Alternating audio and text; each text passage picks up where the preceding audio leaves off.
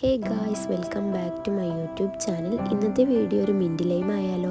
അതിന് വേണ്ടിയിട്ട് ഞാനിവിടെ 2 നാരങ്ങ എടുത്തിട്ടുണ്ട്. ഇനി നാരങ്ങ ഒന്ന് നമുക്ക് കട്ട് ചെയ്തെടുക്കാം. ഇനി നമുക്കിത് നാരങ്ങ ഒന്ന് പിഴിഞ്ഞെടുക്കാം.